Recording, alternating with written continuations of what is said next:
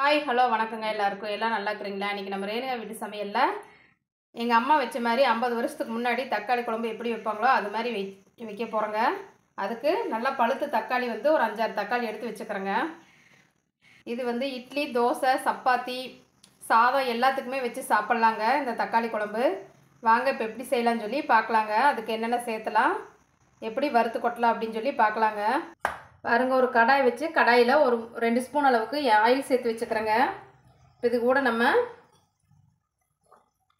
வெங்காயம் சின்ன வெங்காயம் எடுத்து வச்சுக்கிறேங்க. தொளிச்சு இந்த மாதிரி எடுத்து வச்சுக்கிறேங்க. இப்போ நம்ம வரமிளகாயை ஃபஸ்ட்டு சேர்த்துக்கலாங்க. வரமிளகாய் சேர்த்துறதுக்கு முன்னாடி கொஞ்சமாக வெந்தயம் சேர்த்துக்கலாங்க ஃபஸ்ட்டு. ஏன்னா வெந்தயம் நமக்கு பொரிஞ்சு வரக்கு லேட் ஆகுங்க. அது பொரிஞ்சால் மட்டும்தான் மனமும் சுவையும் கொடுக்குங்க. அதனால் வெந்தயம் இப்போ பொரிஞ்சிருச்சுங்க. வரமிளகா ஒரு 6-7 மிளகா எடுத்து வச்சுக்கிறேங்க. அதை சேர்த்துக்கிட்டேங்க. இப்போ நான் சேர்த்து கலந்து விட்டுக்கலாங்க. கலந்து விட்டுட்டு இது சின்ன வெங்காயம் நம்ம ஒரு கைப்பிடி அளவுக்கு போட்டுக்கலாங்க.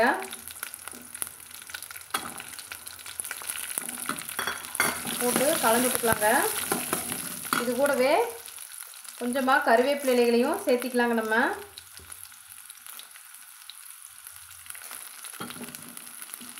சின்ன துண்டு பட்டை 2 சேர்த்துக்கலாங்க.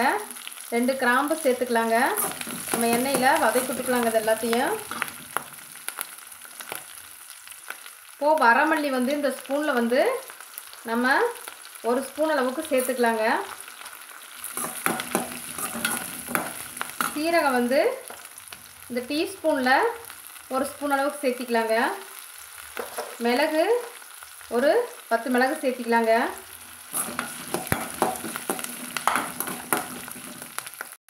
சோம்பு இந்த ஸ்பூன் நிறையா 1 ஸ்பூன் அளவுக்கு கோபுரமாட்டை சேர்த்திக்கலாங்க.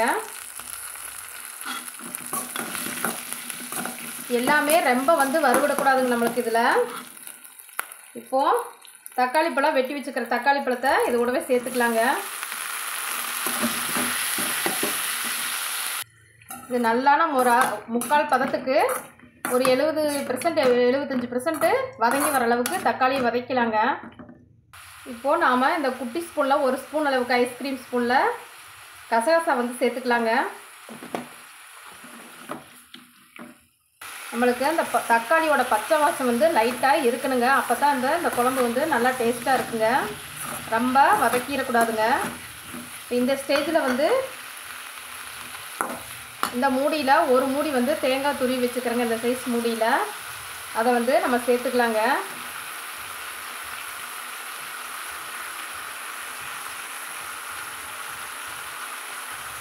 பாருங்க, 5-6 தக்காளி பழத்துக்கு இந்த சின்ன சைஸ் தேங்காய் தாங்க சேர்த்திக்கிறேன். நிறைய சேர்த்தக்கூடாதுங்க. இப்போ நம்ம இதை கலந்துட்டுக்கலாங்க. போதுங்க, ஒரு நிமிஷம் நம்ம இதை வதக்கி விட்டால் போதுங்க. நம்ம ஸ்டவ் ஆஃப் பண்ணிவிட்டு இது சூடு ஆறட்டுங்க. இது கூட நான் என்ன சேர்த்து அரைக்கலாம்னு சொல்லி சொல்கிறேங்க.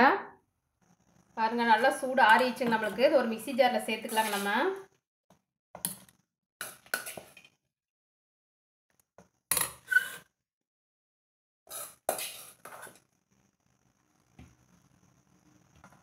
இது கூட நம்ம தண்ணி எதுவும் சேர்த்த வேண்டாங்க. தக்காளியிலேருந்தே நம்மளுக்கு தண்ணி வருங்க.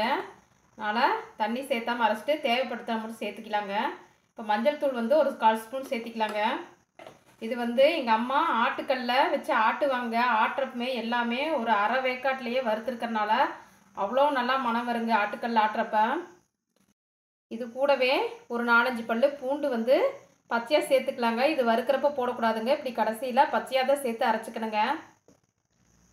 இப்போ தண்ணியே சேர்த்தாமல் நம்ம இந்த அளவுக்கு அரைச்சி எட்டு வந்தாச்சுங்க. இப்போது ஒரு கடாய் வச்சு ஒரு 3-4 ஸ்பூன் அளவுக்கு ஆயில் சேர்த்து வச்சுக்கிறேங்க. ஆயில் காஞ்சது நம்ம கடுகு 1 ஸ்பூன் சேர்த்துக்கலாங்க. தாளிப்புக்கு கடுகு பொரிஞ்சு வரட்டுங்க.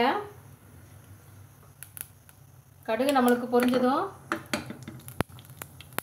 சின்ன வெங்காயம் இந்த மாதிரி நீல வாக்கில் வெட்டி வச்சுக்கிறேங்க. அதை சேர்த்துக்கலாங்க. நம்ம கூடவே பூண்டு ஒரு 10 பல் நறுக்கி வச்சுக்கிறேங்க. அதையும் சேர்த்துக்கலாங்க. கொஞ்சமாக கருவேப்பிலை இலைகள் சேர்த்துக்கலாங்க. இப்போ கொஞ்ச நேரம் நம்ம அதை வதக்கலாங்க பொன்னிறமாக. வெங்காயம் சுருளாக வதங்க வேண்டியது இல்லைங்க. நம்மளுக்கு ஓரளவு கலரு இந்த மாதிரி அங்கங்கே சேஞ்ச் ஆகி வந்தாலே போதுங்க பொன்னிறமாக. இந்த ஸ்டேஜ்லேயே நம்ம வந்து இந்த அரைச்சி வச்சுக்கிற மசாலாவை அது கூட சேர்த்துக்கலாங்க. மசாலா வந்து ரொம்ப வலுவலுன்னு அரைக்காமல் ஓரளவுக்கு கொஞ்சம் தருதருப்பாக இருக்கிற மாதிரி பாருங்கள். தேங்காய் வந்து ரொம்ப வலுவலுன்னு மசிய அரைக்காமல் ஓரளவுக்கு குறவரப்பாக தெரியுங்க பார்க்குறதுக்கு கண்ணில். ஆனால் எல்லாமே முழுசாக அரைப்பட்டுருக்குங்க. அந்த ஸ்டேஜில் அரைச்சி எடுத்துருக்குறேங்க நான். அதையே எண்ணெயில் சேர்த்து இந்த வெங்காயத்தோடு வதக்கிலாங்க. ஒரு நிமிஷம் போல் நம்ம வதக்கி விட்டால் போதுங்க. ரொம்பலாம் வதக்க வேண்டியது இல்லைங்க. இப்போ தேவையான அளவு தண்ணி சேர்த்துக்கலாங்க. நான் அந்த ஜார் கழுவி வச்சிருந்த தண்ணியை சேர்த்துக்கிட்டு திருப்பி தேவையான அளவு தண்ணி சேர்த்திக்கிறேங்க.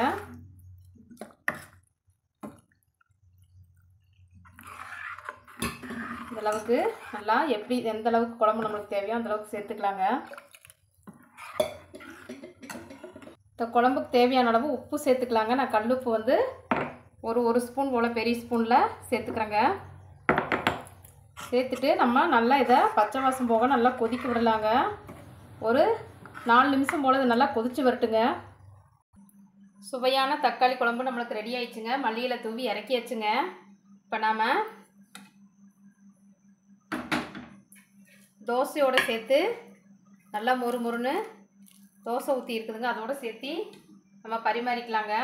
இதே மாதிரி நீங்களும் உங்கள் வீட்டில் செஞ்சு சாப்பிட்டு பார்த்து இட்லி, தோசை, சப்பாத்தி, சாதம் எல்லாத்துக்குமே ஊற்றி சாப்பிட்லாங்க.